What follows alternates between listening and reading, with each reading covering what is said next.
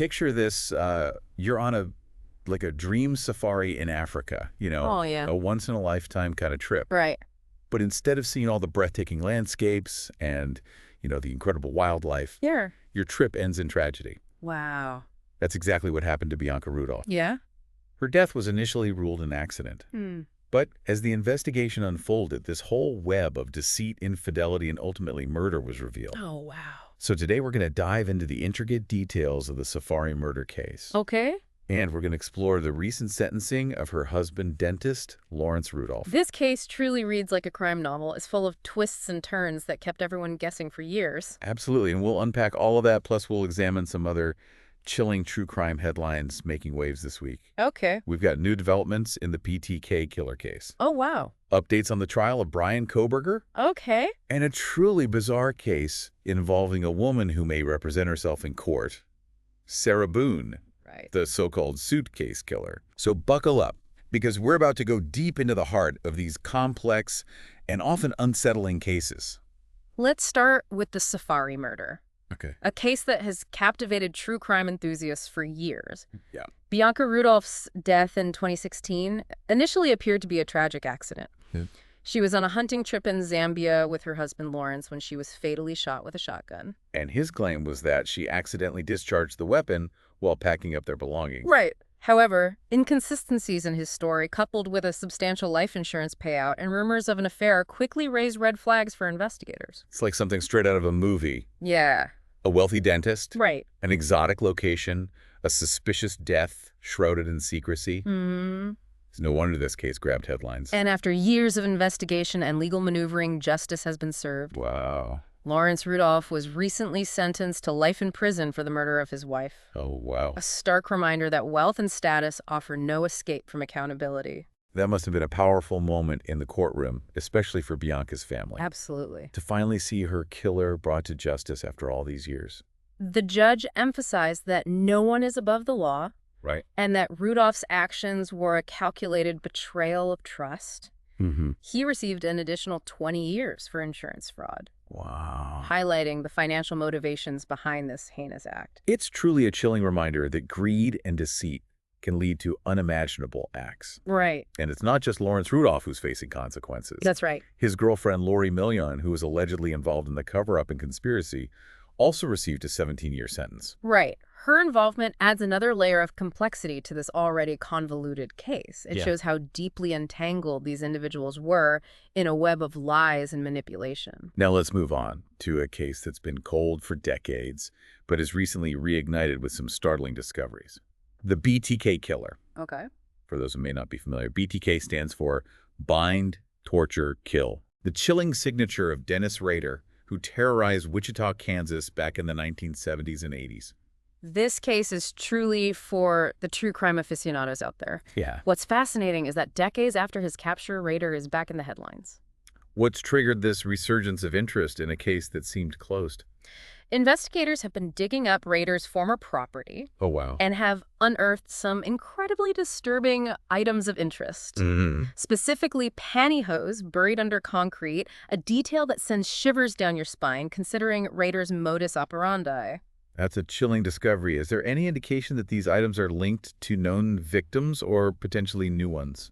That's what investigators are working tirelessly to determine. Okay. Sheriff Eddie Verdon has been personally communicating with Rader in prison, Mm-hmm. hoping to gain his cooperation and shed light on these newly discovered items. Wow.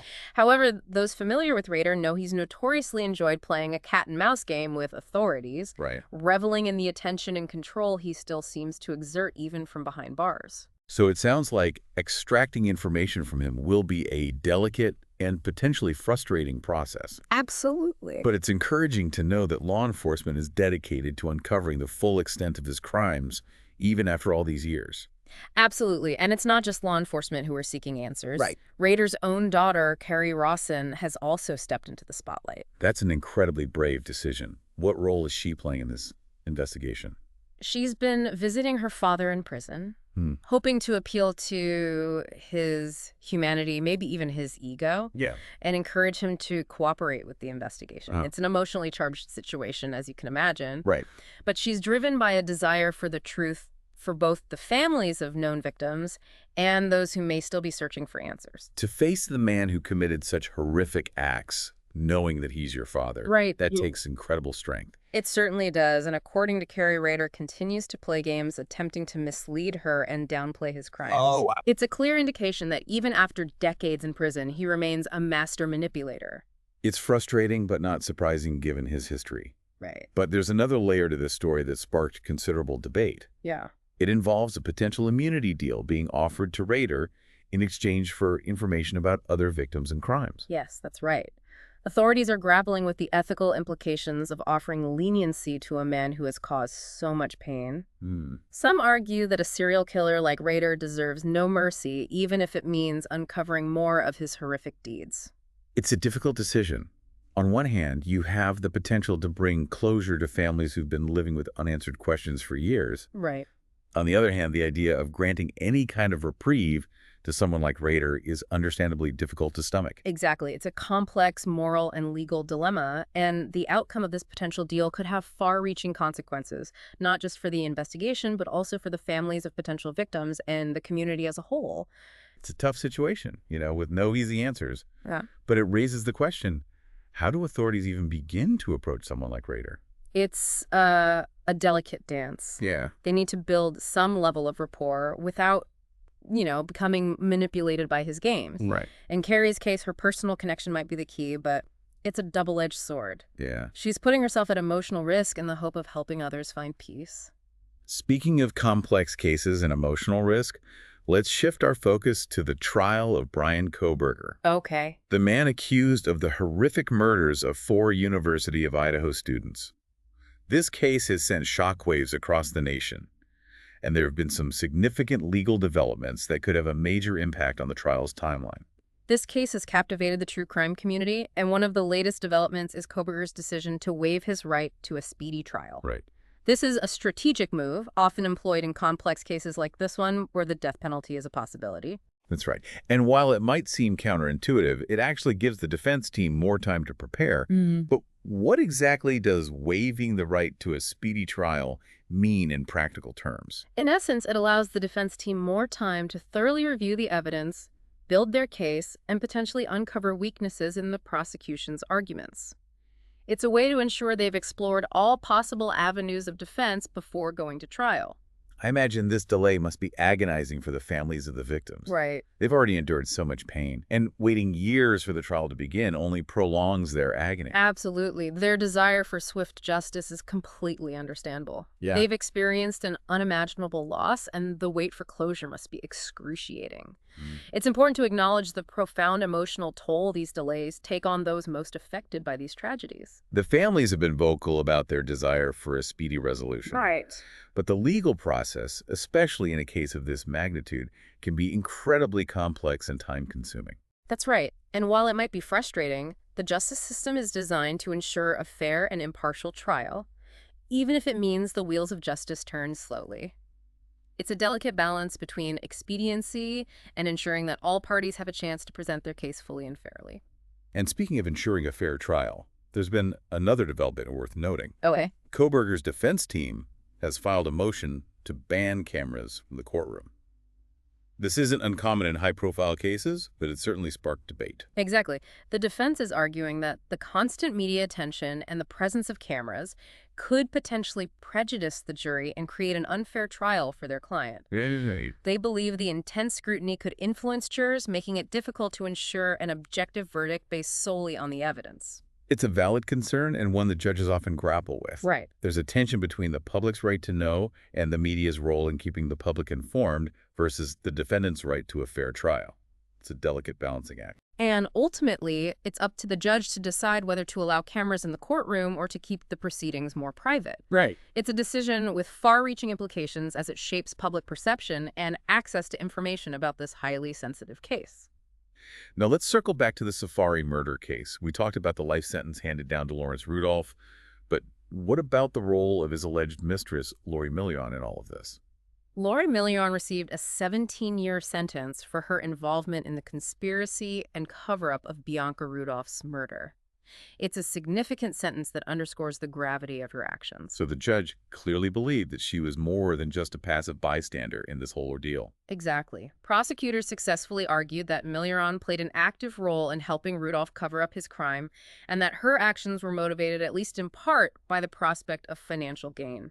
It's another reminder that greed and self-interest can lead people down a dark path, and that even those on the periphery of a crime can face serious consequences for their involvement.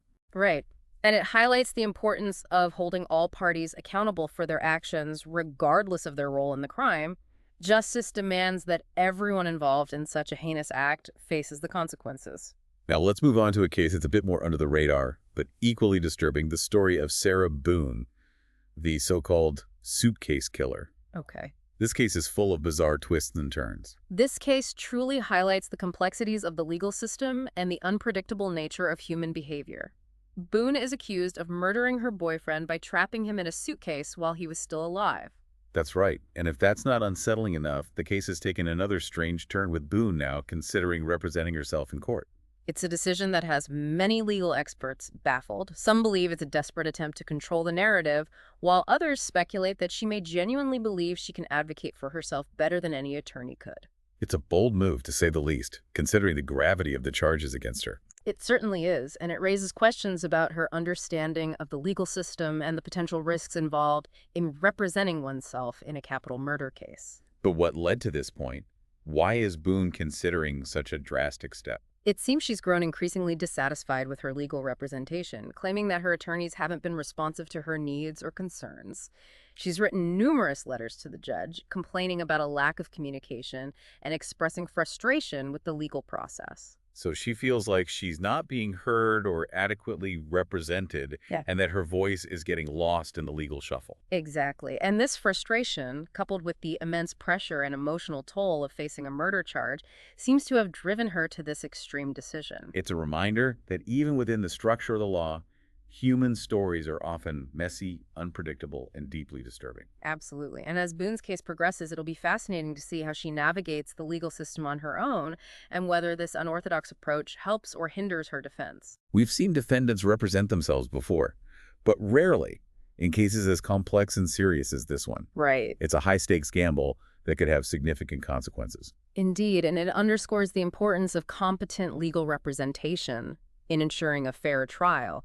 The complexities of the legal system can be overwhelming, even for those with legal training, let alone someone facing such grave charges. Yeah, it really makes you think about the emotional and psychological toll. Yeah. These cases take on everyone involved, not just the victims and their families, but the defendants and their legal teams, too. It's true. These cases involve such intense pressure scrutiny and ethical dilemmas that can weigh heavily on everyone. It's a side of the legal system that we often don't see, but it's crucial to acknowledge that human element, in these often tragic and complex situations. Now, before we wrap up, I want to circle back to a topic we touched on earlier. Okay. The potential immunity deal being considered for Dennis Rader. Right. The BTK killer. It's a controversial move that has ignited fierce debate among legal experts, victims' families, and the public.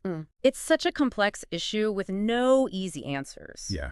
On one hand, the prospect of gaining new information about unsolved crimes, potentially bringing closure to families who have suffered for years, is a compelling argument in favor of the deal. Right. But on the other hand, offering any form of leniency to a serial killer like Rader, whose crimes were so horrific and calculated, feels deeply unsettling to many. It's a moral and ethical minefield. Yeah. And raises the question, what price are we willing to pay for justice? Right. And is it ever acceptable to negotiate with evil, even if it means potentially uncovering more truth and providing solace to grieving families? Those are questions that society has grappled with for centuries. There's no one-size-fits-all answer. Right.